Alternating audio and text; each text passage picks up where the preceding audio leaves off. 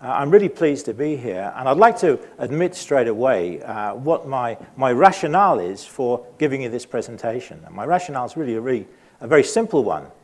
My rationale is that I'm both a student of history and also a student of the Scriptures. And I think that the two are very reconcilable. The two can be married when you're a Bible student by looking at the history of our times, the times that we're experiencing now, particularly with regard to Israel and the Middle East.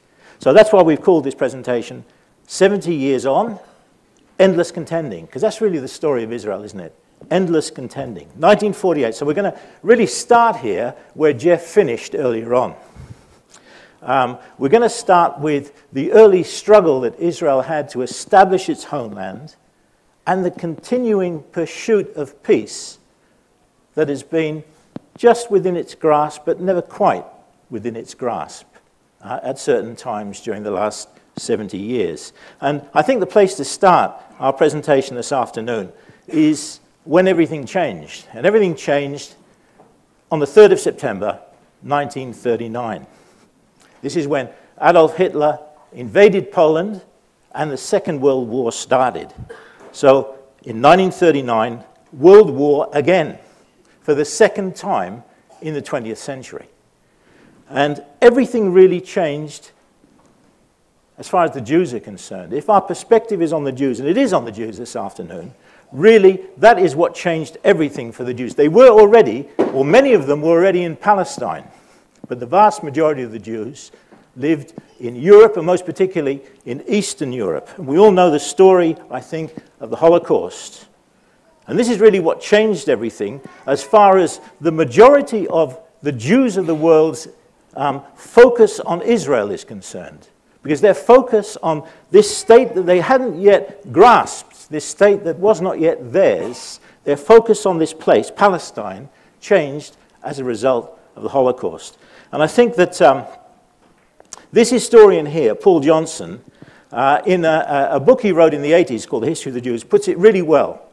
And it's about why the vast majority of the world's Jews' attitude towards Palestine changed because of the Holocaust. Now, as you've heard in the first part of our talks this afternoon, the British gained control after the First World War of Palestine, and they started to encourage immigration from the Jewish people of Europe.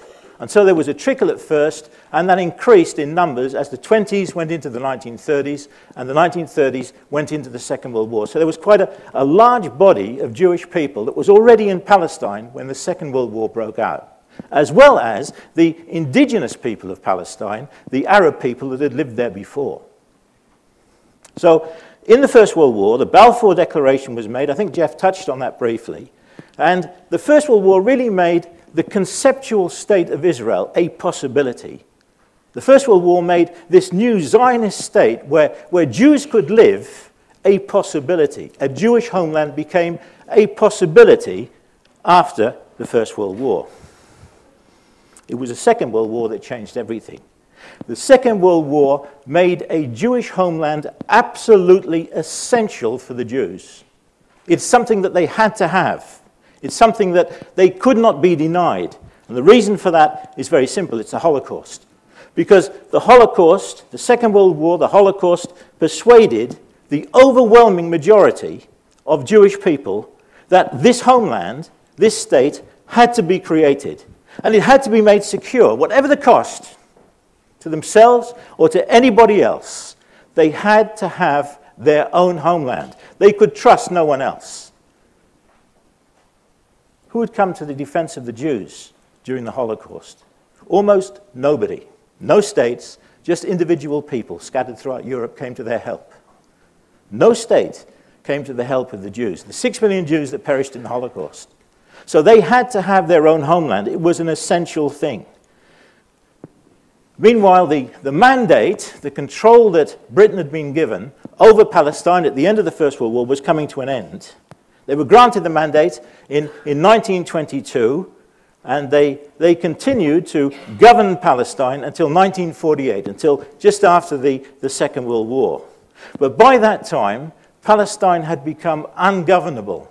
They just couldn't keep control of this unending faction between the Arabs and the Jews in Palestine.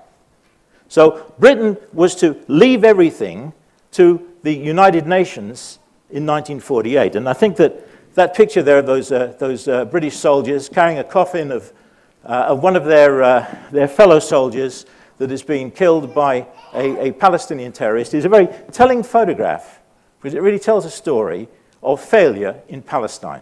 So the British failed to keep control of Palestine, and the United Nations took over. And by the way, in the Second World War, a lot of the Jews of Palestine, the young men of Palestine, fought in the British Army. Here you see a photograph of the Jewish Brigade in the Second World War fighting against the Nazis, particularly in North Africa. But as far as Palestine was concerned, with these two camps, the Jewish immigrants, mainly from Europe, from Poland, from Russia, from other parts of Europe, and on the other side, the Arabs, they were really set apart with differences that they just couldn't solve. And the British couldn't solve them either. And there's a brief recapitulation on this slide of what those irreconcilable differences were.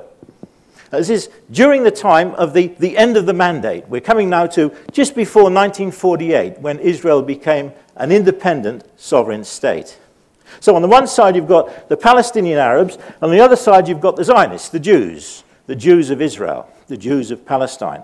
As far as the Arabs were concerned, no immigration, no further immigration. As far as the Jews were concerned, we have to encourage our people to emigrate into Palestine. After all, there's so many survivors. There's so many displaced people from the Second World War that need to come to this homeland. So you've got one side saying no immigration, the other side saying we need to continue to have our Jews coming into Palestine. From the Palestinian Arabs, you see that their demand is for our own independent Arab state of Palestine. It's going to be our state. Well, of course, the Zionists wanted a Jewish homeland. So you've again got this conflict going on here, this tension going on there. The British thought that you could partition Palestine. So there was one of the commissions in the 1930s was called the Peel Commission, and it came out from London to the mandate of Palestine, and it decided that, well, you can't really reconcile these two camps, so let's divide it. Let's have a partition. And Britain had done that in Ireland 20 years before, when they'd granted independence to the south, the mainly Catholic south, but the north, the Protestant north, was still separated from the south. There was a partition there. And they thought that the same thing might work in Palestine. Well, as far as the Palestinians were concerned, the Palestinian Arabs, no partition. They would not accept a partition under any circumstances. The land had to be theirs. That was very clear. The Zionists, on the other hand, the Jews, would have accepted a partition. Reluctantly, they would have accepted it. So, again, you have this tension that was not solved. So when we're coming to this period, we're now inching towards 1948, and we're coming to the end of the British mandate in Palestine. Now, in the Second World War, there was a very important series of battles that was fought in North Africa between Rommel and the German army, and between Montgomery, who was the leader of the North African army of the Allies. And if Rommel had won, Palestine would have been under threat. And the Jews of Palestine would have been under the same sort of threat as the devastation that they were already experiencing under the Nazis in Europe. But by 1942, that threat was receding because Montgomery and the Allies were starting to win those battles in North Africa. So the military threat to Palestine was receding. In 1942 also, the Holocaust, this genocide, this mass slaughter, this industrialized scale slaughter of the Jews of Europe was starting to come to the public's attention. So in the second or third year of the Second World War, people are starting to become aware amongst the Allies that these terrible things are happening in Eastern Europe. In 1942 also, for the first time, the World Zionist Organization, so those that were trying to develop Palestine as a homeland for the Jews, came out and said it. We want independence for the Jews in Palestine. So in 1942, at a conference in Baltimore in Canada, this declaration was made. We need to have this for the Jews. We need to have Palestine for the Jews. Now, we often associate terrorism with the Arab camp, don't we? But there's also terrorism, and it started during the Second World War in Palestine from some of the Jewish factions, particularly the Irgun and the Stern Gang. And there was an escalation of violence by Jewish terrorists too. Against Palestine, there was reprisals against Palestinian guerrilla attacks on their kibbutzes and farms. And so this violence was really not just perpetuating, but escalating during the Second World War. In fact, there were assassinations of some of the British officials that governed the Mandate of Palestine. There's a photograph here during those late years of the Mandate of what it was like to be a British soldier trying to keep control of Palestine between these two irreconcilable and increasingly violent camps, opposing camps, the Palestinian Arabs on the one side and the Jewish settlers on the other. There's a photograph here of Arab protesters protesting against continual Jewish encroachment on what they see as their country. And another photograph here during this same period, we're in the 1940s, is of Jewish terrorism. There's a British police station in Palestine that's been bombed by the Irgun, the Jewish terrorist organization. And there's perhaps the worst one of all of the outrages that the Jewish terrorists perpetuated during the last period of the British Mandate. And that's the King David Hotel in Jerusalem, which was blown up with great loss of life, including Jewish lives, by the way. So we're coming now right to the end of the mandatory period. We've come to the end of the Second World War. There's an increased desperation amongst the Jews that they've got to have their own country, their own state, their own sovereign state, their own homeland. And so really, the writing's on the wall. Britain has lost control of the mandate, and increasing numbers of displaced people, Jewish people that have survived the concentration camps and the death camps of the Nazis. An increasing number of these people now is pouring into Palestine. And there's a famous photograph of one of the ships that is bringing these survivors from the Nazi Holocaust to Palestine.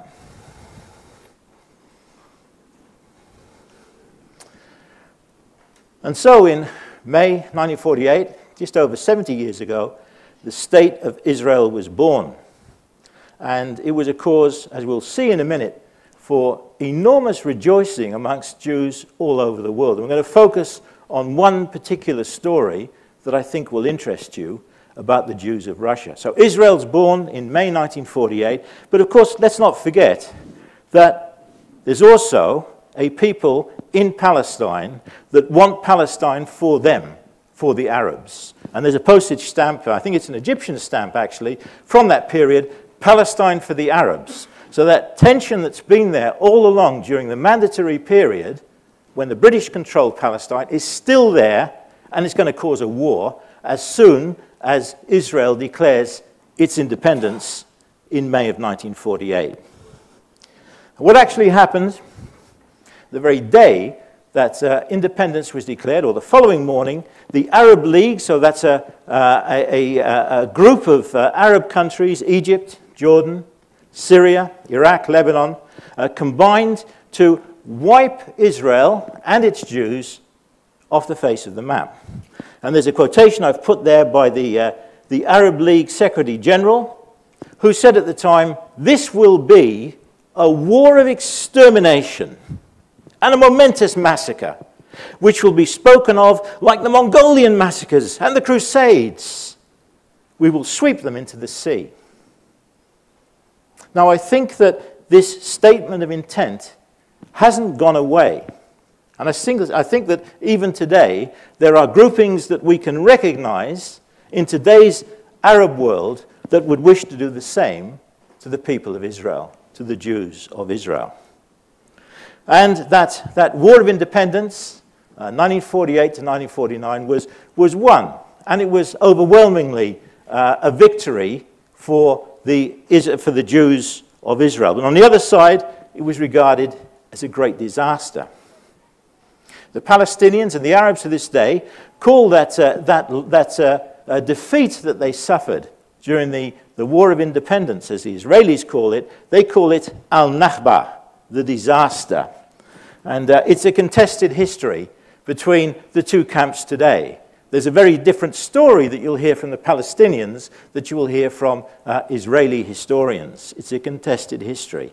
But the outcome of al-Nakba, the disaster, was refugees.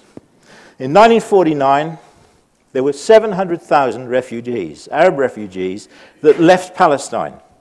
As you can see, 350,000 settled in Jordan, just on the other side of the Jordan River. 200,000 were in the Gaza Strip, which belonged to Egypt at the time. Another 100,000 went north, and another 60-odd thousand went to Syria as refugees. The Arab side of the story is that they were forced out by the Jews. The Jewish side of the story is that they left voluntarily, or most of them left voluntarily. Only some of them were forced out by the Israeli army, and that they were encouraged to leave by the Arab states that invaded Israel. So a very contested history of the victory on the one side and al-Nakba on the other side. What we really have since that very time, since the War of Independence, since al-Nakba, is we've got arbitrary borders. The borders are never clear. And during those early years of the State of Israel, there were so many border clashes. Between 1949 and 1956, so that's between the War of Independence and what became known as the Suez Crisis in 1956, there were tens of thousands of incursions across the border of Israel by Arab fighters. They called themselves Fayadin, self-sacrificers, and they were prepared to fight to the death. They were prepared to sacrifice their life in the cause of Arab nationalism. Not much has changed. There was harsh retaliation by the Israeli border patrols and the Israeli army. And that led, in 1956, to the Suez Crisis. The Suez Crisis was an invasion of the Suez Canal by the combined military forces of Britain and France. And it was really one of the last colonial wars where they were trying to keep territory under their control. And Israel joined Britain and France in a war against Egypt. It was called the Sinai War. And there's the result of the war in 1956, where finally the United States forced a peace on the two contesting parties, on Egypt and the Arabs on the one side, and on France and Britain and Israel on the other. And so you had a fragile peace that came out of this crisis. And by the way, this was a world crisis in 1956. This was a really serious crisis. And some of the older ones here will no doubt remember 1956, the Suez Crisis. These two lovely people that have just come into the room now, they certainly will remember 1956. And we'll just let them take their seats. Because 1956 was a time when also the oil taps of the world were almost turned off. So the Western world was very focused on what was happening in the Arab countries of the Middle East that controlled the world's, or most of the world's oil supply at that time. So what were the consequences of this Suez Crisis, of this Sinai War in 1956?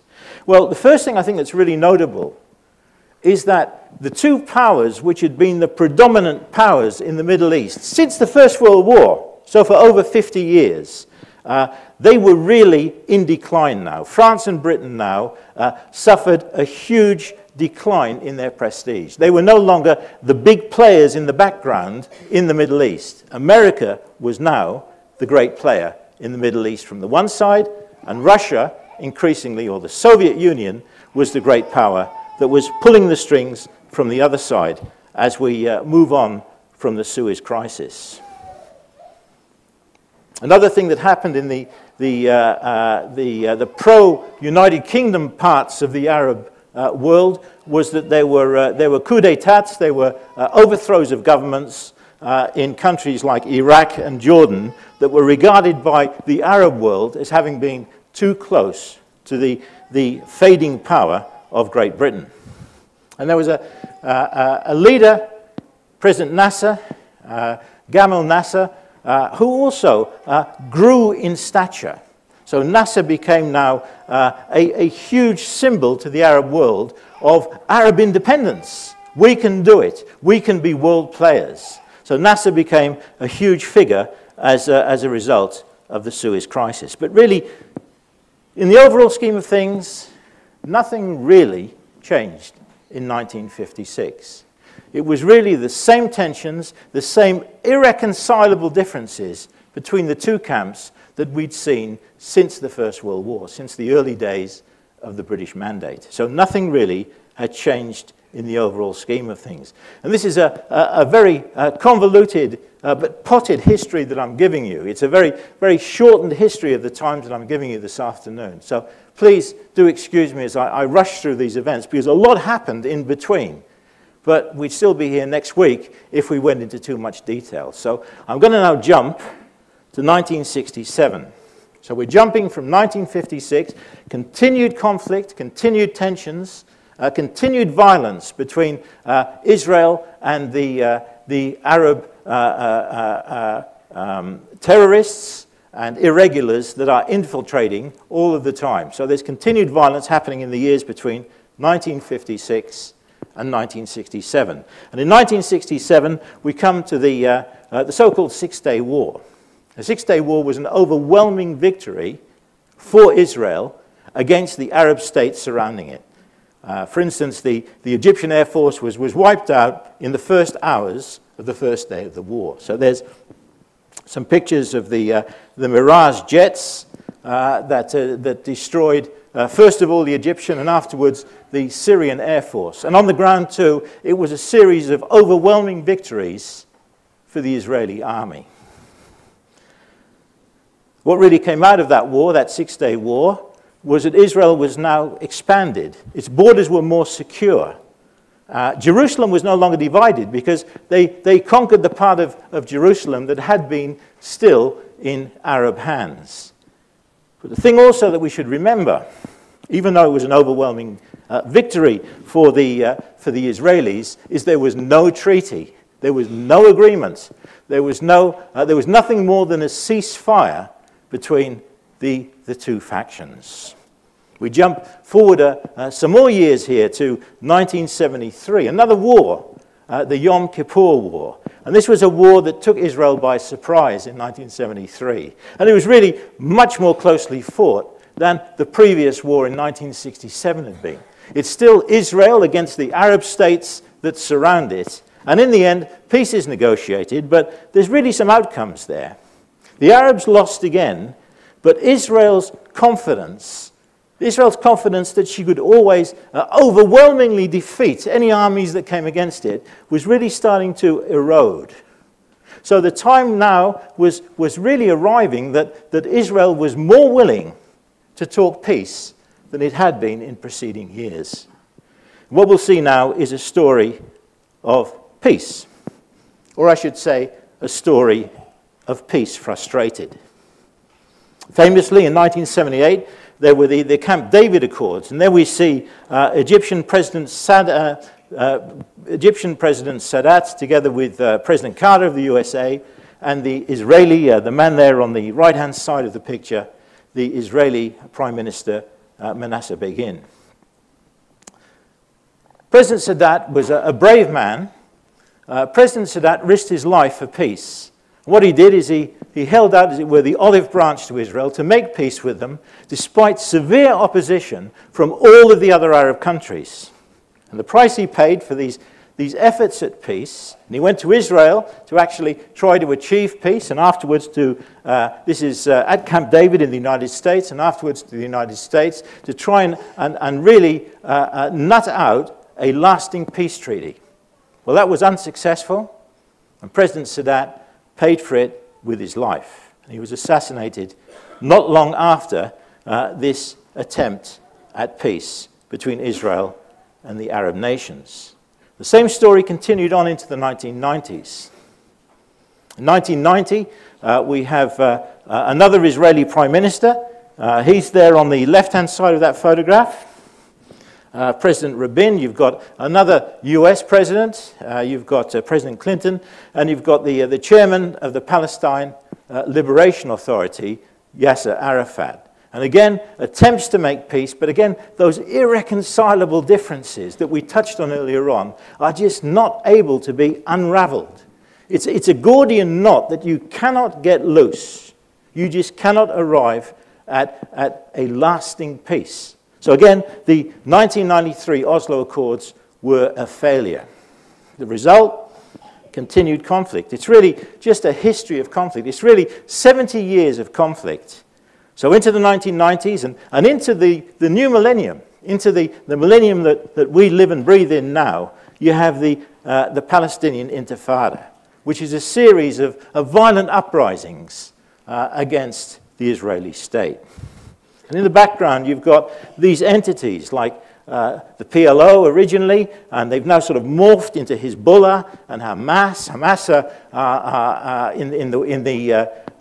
in the old parts along the western coast that were controlled long ago by their ancestors, Palestinian Arabs, and you've got Hezbollah in the north, you've got them in Lebanon, and they're controlled by other entities. They're controlled, as it were, by other powers. They're just proxies in this continual conflict.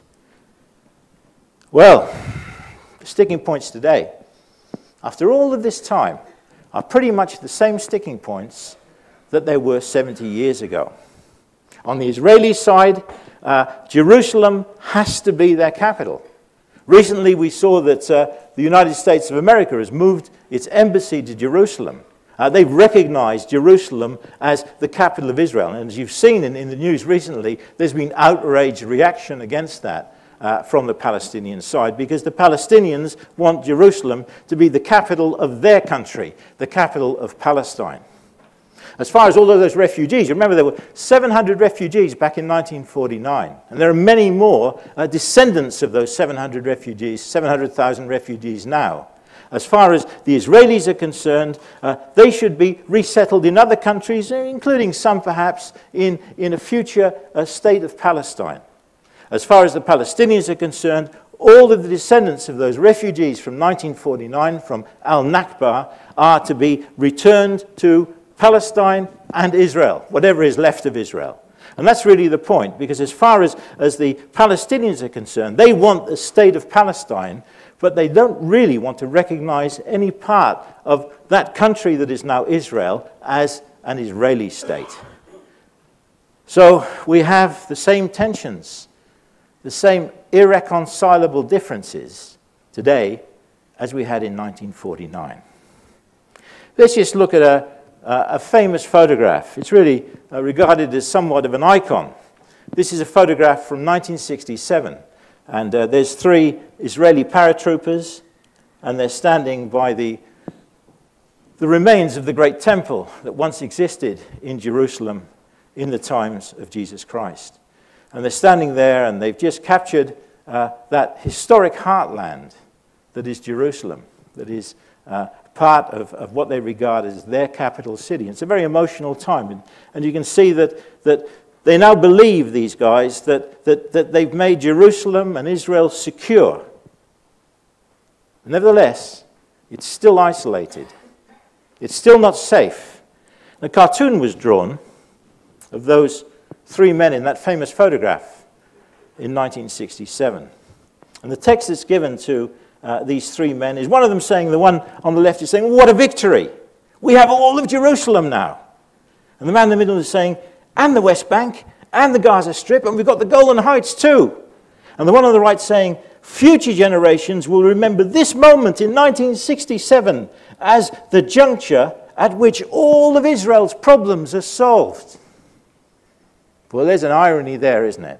And it's meant to be an ironic cartoon, because we well know that even though Israel captured these new territories and took control of the whole of Jerusalem in 1967, Israel's problems are not all solved. So there we are today. We've got those same 3 paratroopers, and they've grown a little older now, as we do. And they're still in the same country. It's still secure, but increasingly isolated, perhaps more so today than it was in 1967. Modern Israel really is seen as a pariah state by many people across the world, much more so now than I've ever seen it in my life. And I can remember Israel when I was a little boy back in the 1960s. And I remember Israel then was viewed very differently. It was sort of viewed as a David in the David and Goliath story, where, you know, the small nation triumphs over the bigger power. It was really seen by much of the world in a much more sympathetic light than it is today. But today, Israel is seen by many as a pariah state. And Israel is still surrounded and opposed by unappeasable enemies, enemies that don't really want peace. And Israel remains always in a state of never-ending siege. So not much has changed since 1949. Israel's become stronger. It's a great power. It's the greatest military power in the Middle East. But it's under never-ending siege. Now, my perspective on all of this is a biblical perspective. As a historian, I believe that the most reliable history on what's happening in the Middle East can be gleaned from the Bible. And we'll come back to that in a moment. But before we do, I'd like to tell you a story. That's a story of this lady here, Golda Meir. Golda Meir was one of the most resolute and powerful prime ministers amongst all the prime ministers of Israel. She was prime minister back in the 1970s. An amazing lady, a very strong lady. A Russian Jewess originally. That's before you go on to that story, sorry to interrupt the story. Question from the audience: can you define what a pariah state is? Thanks. A pariah state is a state that is not regarded as being an acceptable state by other countries. A pariah state is an outcast state. A state that is just not acceptable as being part of the family of the nations of the world. So a pariah state. So here's Golda Meir, and she was the prime minister of this pariah state in the 1970s. During the Yom Kippur War, she was prime minister, or just after that. And a really interesting thing happened to Golda Meir back in 1948. So when Israel first became an independent nation, when Israel was reborn in 1948, she was the first Israeli ambassador to Moscow, to the USSR, to the Soviet Union, to communist Russia, one of the great powers of the world in 1948. So she went to Russia as the first ambassador. And when she was in Russia, she took time out and she went to the great synagogue in Moscow. And there's a picture of it here, the Moscow Choral Synagogue, the great center of Russia's Jews. And Russia had and still has a substantial Jewish population, but then it had probably the biggest Jewish population outside of Israel. So she went to this synagogue in 1948, one evening, just to meet some Russian Jews. And to her enormous surprise, she didn't just meet a few at the synagogue. There were tens of thousands of Russian Jews that attended that evening at the synagogue. They came because they were overjoyed that at last Israel had become a sovereign state. At last the Jews had their own homeland. And so there were tens of thousands of celebrating and wildly emotional Russian Jews. And you can see that Golda Meir, circled there, is in the middle of this vast crowd of Jews. And they were saying to her, Golda, this is wonderful news, in Yiddish, of course, which is the language of the Jews of Eastern Europe. And she understood Yiddish because she came from Russia. And they were saying, this is just wonderful that's happened. Israel, at last we have Israel. This is such great news. We've prayed for this all our lives. Our ancestors prayed for this moment. And now at last, Israel is a Jewish state. And all she could think of saying back to them, as they swarmed around her, effusive, emotional, all she could think of saying was this in Yiddish: Ich dank euch, was ihr hotz gebleiben Jiden. Now, I'm sure you don't know what that means. I don't either. Until I get a translation, that is. What she said was, thank you for remaining Jewish. That's all she could think of saying. Thank you for having remained Jews. It's so wonderful that through these ages that you've lived here in Russia, that you've remained Jews. Thank you for remaining Jews. And she said it over and over again to the Russian Jews as they milled around her that evening at the synagogue in Moscow. Now that's a really interesting thing that she said to those Jews of Russia. Thank you for having remained Jews. Thank you that you've stayed Jewish. Well, I think that what Golda Meir said begs some questions. And I'd like to ask those questions now. Thank you for having remained Jews. How did they actually retain their identity? They were outcasts for almost 2,000 years, spread around the different countries of Europe and the Middle East. How did the Jews manage to retain their identity? Thank you for remaining Jews. Well, how did you do it over 2,000 years? Why weren't the Jews assimilated in all of those foreign countries where they lived? Why weren't they assimilated and absorbed? It's happened to every other nationality that has been conquered and absorbed. They've been assimilated, and after a while they don't exist anymore. So why weren't the Jews assimilated over this long period of time that they didn't have their own country? How did they survive almost 2,000 years of hatred and prejudice, persecution in so many of the countries where they lived? The persecution of the Jewish people is unlike any persecution that I've ever read about. It's quite astonishing. It happened in the nations of Europe in the Middle Ages. It happened all over. In pretty well every country where they lived, at some time or another, the Jewish people, always a minority, were persecuted for being Jews. So how did they survive those hundreds and hundreds of years of persecution as foreigners in someone else's country? Was it entirely through their own efforts that they remained Jews? Was it because they were so strong in their Jewishness that they survived as Jews for nearly 2,000 years? Well, more questions. It is really a miracle that they survived as a people, as a distinct people. And did they themselves bring about this miracle of their own survival over a period of almost 2,000 years without a homeland? What about Israel? How did this ancient domain of the Jews, where they once lived, how did it come to be re-established nearly 2,000 years after it was swept off the map by the armies of Rome in 70 AD and again in the year 130? There was no Jewish state then. How did it come to be re-established almost 2,000 years afterwards? These are huge questions. And I would suggest they're questions that I can't give an historically based answer to.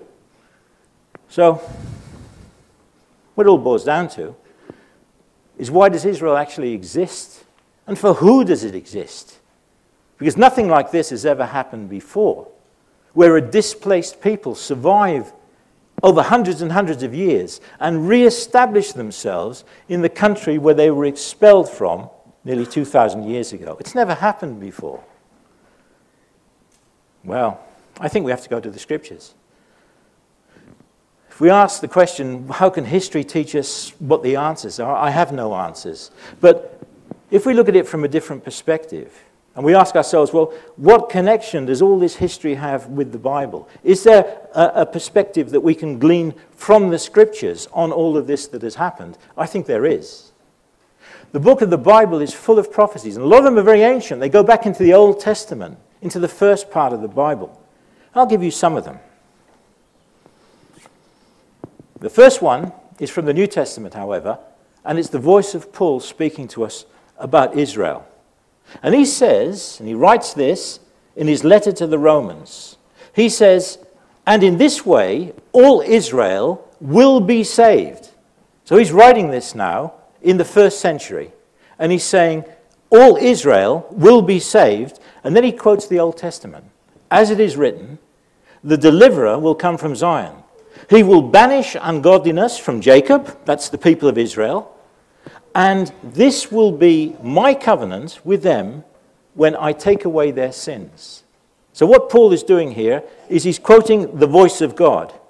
So Israel, Jacob, is going to have their covenant restored when they become God's people once again, when I take away their sins. Interesting. There's more. What about this kingdom that is being spoken about in the Scriptures? There is a kingdom, a future kingdom that is spoken about in the Scriptures. And it's really a unique kingdom. It's an unprecedented kingdom. Let's just see what the prophet Daniel said some 500 years before the time of Jesus. He said that the God of heaven will set up a kingdom that shall never be destroyed. This is in Daniel chapter 2. Nor shall the kingdom be left to other people.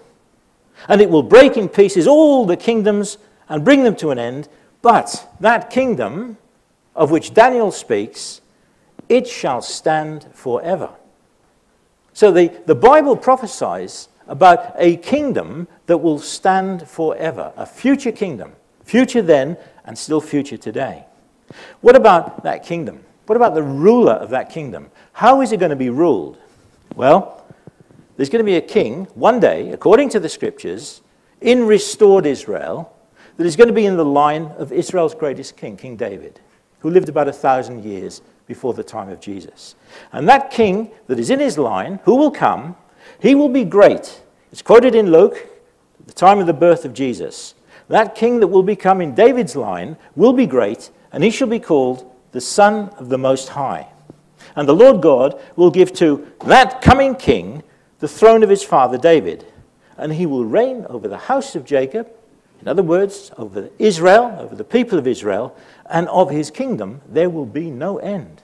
So we've got this same continuation of this theme of an endless kingdom ruled over by a king this time, we understand, in the line of David.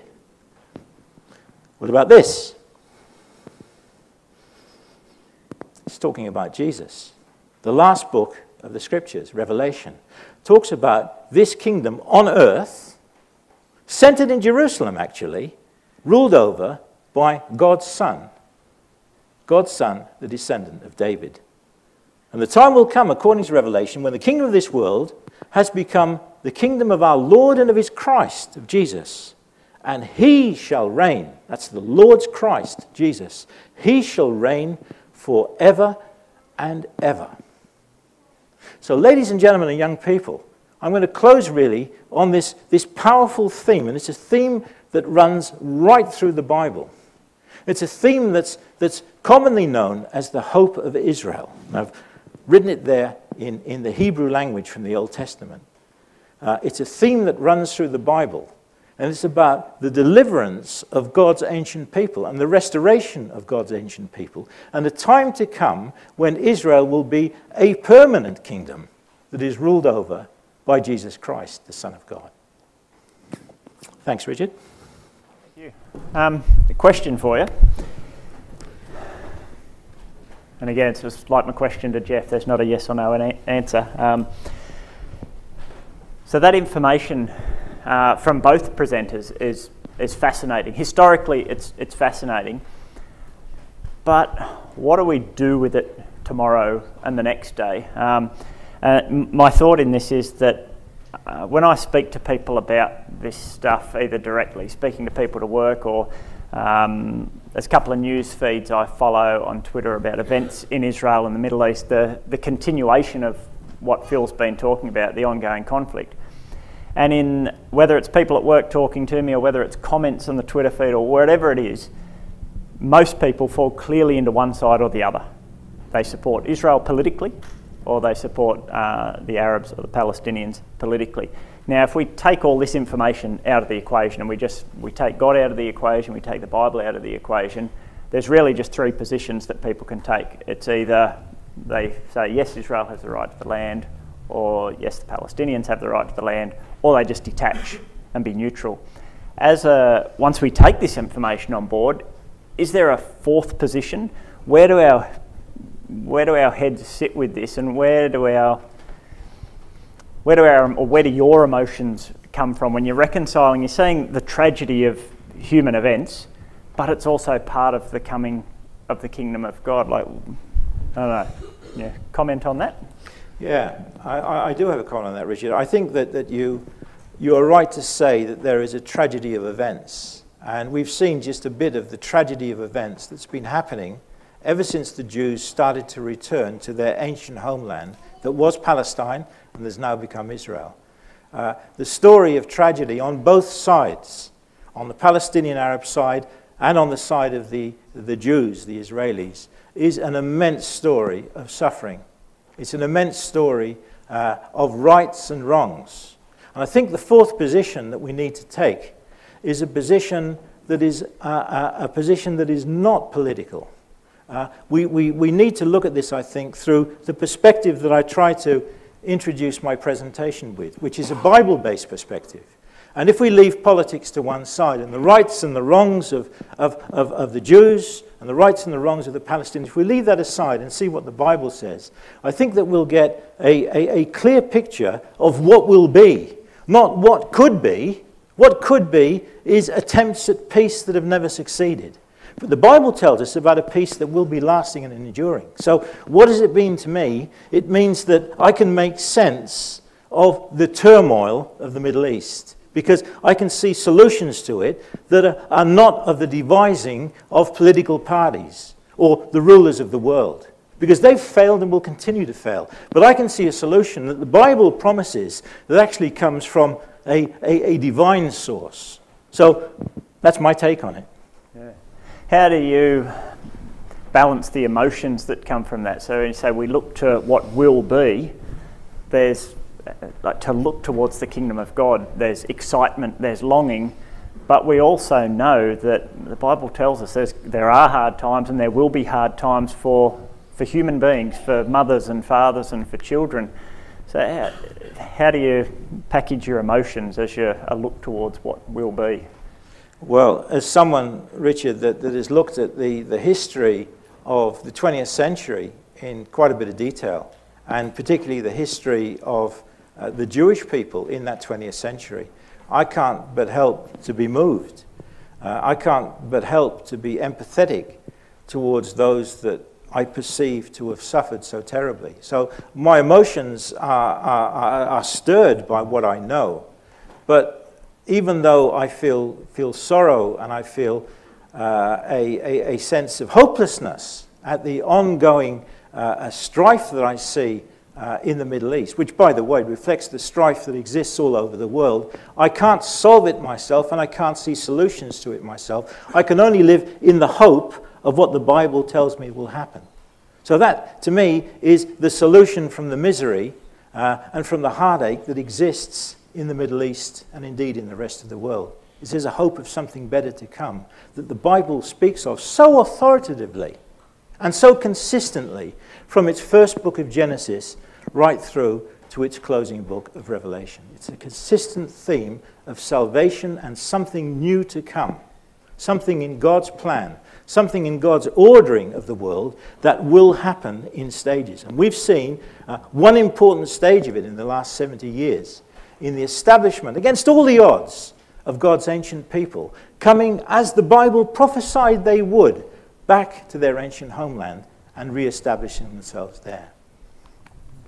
Thanks, Phil. On behalf of everyone here, thank you, and thank you, Jeff, as well, for both your presentations this afternoon, and thank you everybody for coming along and being a part of it.